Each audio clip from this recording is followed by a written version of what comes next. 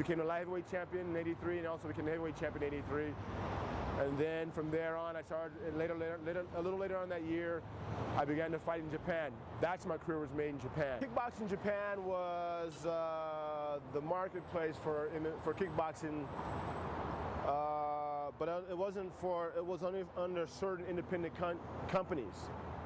But then later on, say 10 years later, it became more popular with a company called K1, but that was 10 years later. But for the market of independent fighters or independent companies, that was a market for us. Europe was another market, but Japan was the bigger market. They had an epic fight between myself and Mark Coleman, and that was the first time that a quote-unquote striker, myself, beat an actual grappler, a wrestler, Mark Coleman. And then the game kind of changed for the MMA. I think myself and Mark made that change, me as a striker, him as a grappler. And I showed people that, yes, even though I'm a striker, you can do well against a grappler. The future of the sport looks good. The future of myself looks good, but in different areas. Right now I'm just having a time of my life in a way to help bring others into the business, other fighters, other promoters.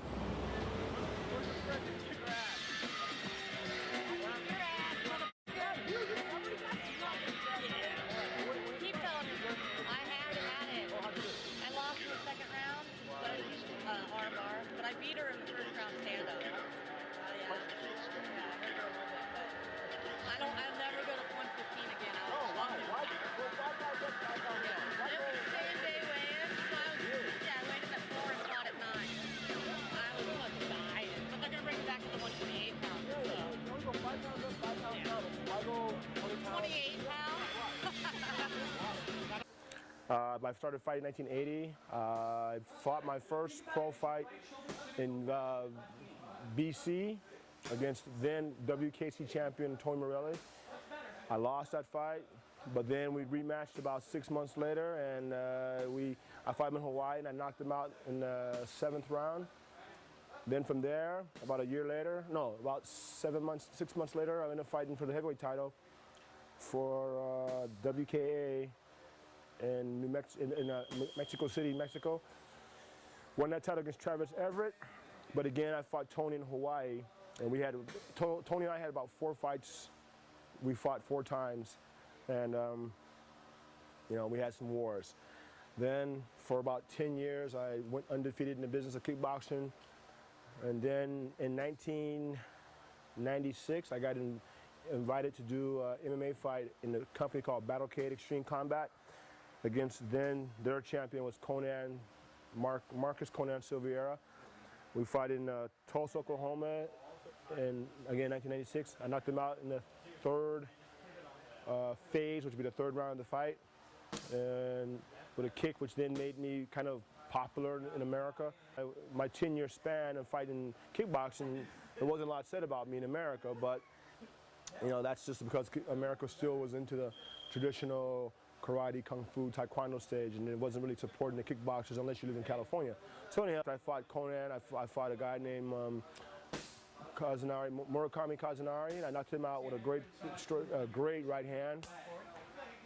Then that company folded, but then at the time I was the champion for that company for 2 events. Then I ended up going in 1997, I believe, to the UFC against their champion at the time, Mark Coleman. So we put on this great fight between the 2 of us, and then again I win that fight by decision, and I become again the new UFC number 14 champion. Maurice Smith as a coach I sometimes try to make guys think like me, but they can't think like me because they're not me. Like my fighter here, Scotty, for example, he's all 100% kill, kill, kill.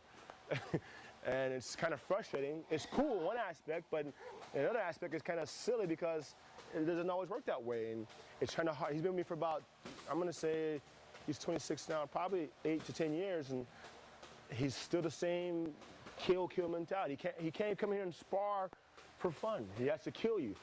But that's his motive. That's the way he drives, and it's kind of hard. He's learning now as he gets older that there are some changes he has to make, and I'm teaching. That's one thing I teach guys.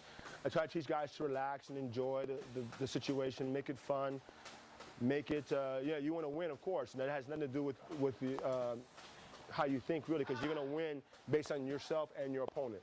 It's not just you. You can always think positive, positive, positive, but that doesn't mean you're going to win. So I think as a coach / trainer, passing on knowledge it is fun. It is hard. Oh, nice. Oh, duh. I'm putting on. I'm putting on fucking hook. So this kid spars the same way with everybody. Hard. Which, no, not this kid. One gear. That kid. One gear. He only has one gear. He doesn't know how to work for people, and so it's kind of hard. Him and Scotty are exactly the same kind of guys. They don't have no control. They have great technique, but no control. So they can't inspire each other because they're going to kill each other. I keep trying to talk, but you don't want to do nothing. Jacob keeps wanting, all you want to do is wrestle. Stay relaxed. Go southpaw, change your angles, change things. Now, throw your kick, left leg, just throw it. Throw it. Too late. Throw it. You're in a situation where you're kind of vain because you know it all. But in reality, you don't know it all. And sometimes people that you train, they help you realize you don't know it all. And then that's fine, and I accept that sometimes. But it's really, it's kind of a weird dichotomy, you know? Because you don't know it all, but you know a lot. And then they start to question, they start to learn more, they start to question, and you're like, oh no, I gotta explain it. So it's interesting coaching. Coaching is fun only because I said I can see my results of what I do to the persons I train. You know, whether it be a Mike McDonald or Scotty Schaefer or Brad or Bob Sapp even, or Gary Goodridge, and all the guys that I've trained, help train. And when I say help train, that means that Scotty's the one I've trained because he's been with me since he's a kid. Guys that I've mentioned, the guys who are names, I've only helped train, except for Bob Sapp. Most of the guys who I trained already had skills, and I just add on to their skills. That way I would never take full credit for anybody that's already has a name for themselves. Guys who I've brought up through the IFL, some of those guys had some skills, and I helped improve their skills. But I would never take full claim to too many people. Just all I can take claim for is helping them get better. Ivan Salivary is a guy that I've met through AMC, I believe. I'm going to say 4, 5, maybe 6 years ago. You know, we have a pretty cool relationship. You know, but he's done well for himself. His gym's doing very well here in Seattle. He's got a good base. He's a great jiu-jitsu competitor, and he's been a good MMA fighter as well. You know, there's a part of the fight that's interesting is the pre-fight. What you have to go through before the fight, and then when we arrive to the arena. In the beginning, I was always nervous a lot but I wouldn't get nervous until the latter hour, the last hour or so. I get focused. That's when I was younger. Now that I'm older, I don't have that fear, that same nervousness. I try to have it because you should be nervous, but as I get older, I don't get as nervous because I know that no matter how much you practice and train, and some guys who pray and blah, blah, blah, it doesn't guarantee you're going to win a fight. So I've come to that conclusion that, well, I'm not prepared physically, and I know mentally I'm already prepared to fight, that I should be okay. But in the beginning, though, it's a weird feeling because all these things are going through your mind. You know, am I gonna get knocked out? You know, or I'm gonna try my technique. All these combinations. Turns out a lot of times everything you practice that you think you're gonna do, you don't do. So for me, after a while, it became more par for course. It was more, okay, I've been here before, but for a lot of years, it took a while to get to that level.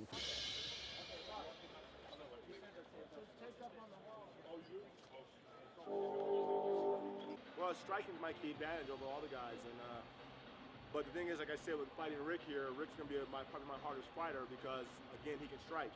I don't have a problem against guys who are grapplers because all they're going to do is try to get me to the ground, so it takes away the punishment or the fear of getting punched.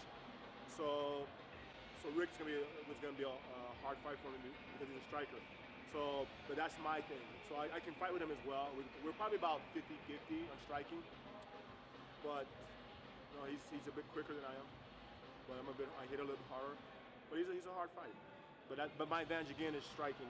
But in his case, it'd be grappling. Would be my advantage in this fight. This is one of my other trainers when I'm in Seattle, where I live, Ivan Salivary. You good? Okay. Go get this to Scotty. He knows this from his cousin. I've seen a bit. When you involve somebody's gonna grab you and take you to the ground, you have to adjust your striking game quite a bit. There's probably like, one way to look at it is there's about 4 phases. Striking, This part here with grappling, which can be Greco-Roman wrestling or judo, or maybe it's 3 phases. And then you have another, you're down on the ground, and you have to learn to fight from the ground, whether it be striking or submission, and then get to your feet. So it's really it's probably 3 stages. But you have to modify your game. You can't go in as a pure striker. You can't go as a pure wrestler. You can't go as a pure jiu-jitsu guy anymore. You have to be hybrid now, mixed martial art now.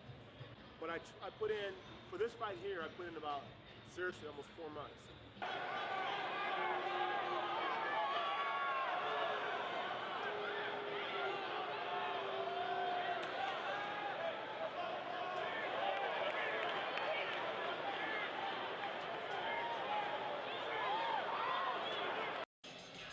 Ladies and gentlemen, we are ready for a heavyweight special attraction. Please welcome to the cage, 6-time world kickboxing champion from Tempe, Arizona, Rick the Jet Wilson.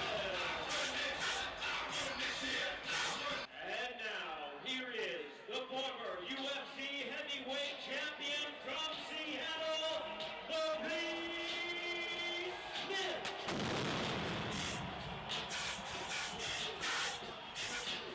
I'm a hell raising. I was fortunate.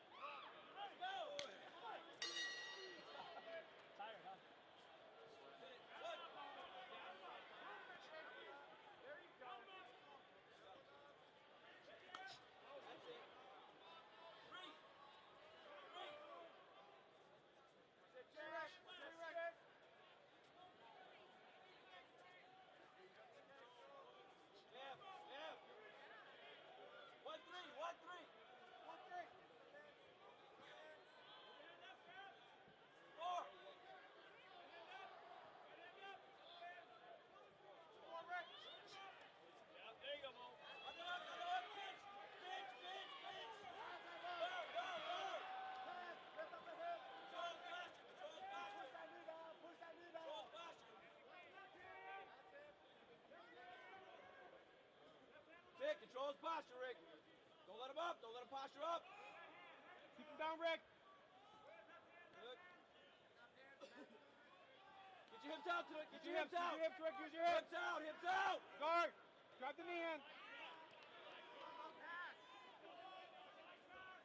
Hips out, Rick. Hips out. Get back to the guard. Hips out. Stand him up, ref. Let's go. No action, ref. Nothing going on, ref. Let's go. Stand him up. Come on, man. Everybody came here to see a stand-up fight. Let's go. Follow his hand up, Rick. Follow his hand up. Hold on, hold on, hold on. Gotta go get that hand. Straight it out, straight it out. Get to your right side. Get to your right side. Get your hips out. Hips out. Hips, Rick. Get your hips out, Rick.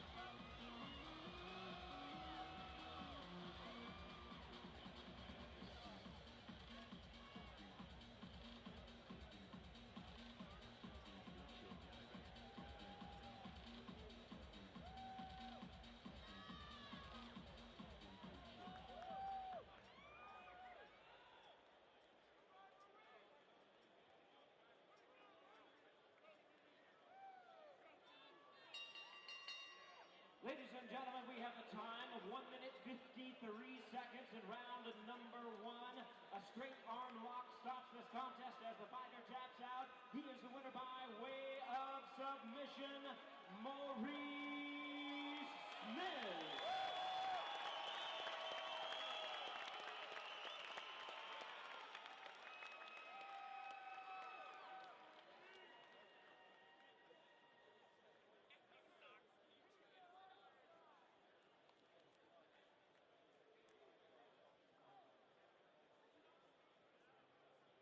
All right, Maurice Smith, 5 years ago you lost in a K1 bout to Rick Rufus. Had to bring that up, right?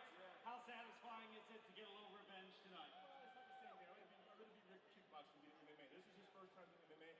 And, I commend him for coming here and doing it, with only one fight, only no fights. But this is not the same. I was beating kickboxing, beat MMA. Well, that was the question. Would you stand and bang with him, or would you take it down? And not known as a submission guy, suddenly you pulled that out tonight. No, I know submission, but again, he doesn't have the experience on having submission. And I know for a fact that if we stand up, it'll be a closer fight, but I know that on the ground he was going to beat me. So when we clinched, I was only concerned that he did the worry about it. So it wasn't where we thought it was going to go. I mean, but I got earlier or later, I was going to get him on the ground. It's only your second MMA fight since 2000, and you're 2-0 now. What's next? Who do you want to get in the cage? Well, it doesn't matter. I mean, I always want to fight to help promote the sport, and maybe these guys at Bulldog are using me as well as Strikeforce, and all the companies are using me. I mean, I may be 46, but I'm a bad 46-year-old. Yes, you are. How long do you want to keep doing this? I don't know, probably anything like this. I'm not getting hurt. And most importantly, I'm enjoying it, and I want to thank Ivan and Brad and Clint and all the guys at Ivan's gym, and of course Frank, my trainer. We had a great time this time, and I trained for 4 months. It was a nice, slow training, and I had no pressure. I came in relaxed, and I was surprised I was so relaxed. You keep getting quick victories like this, and you can go another 10 years. Washington, give it up for Maurice Smith.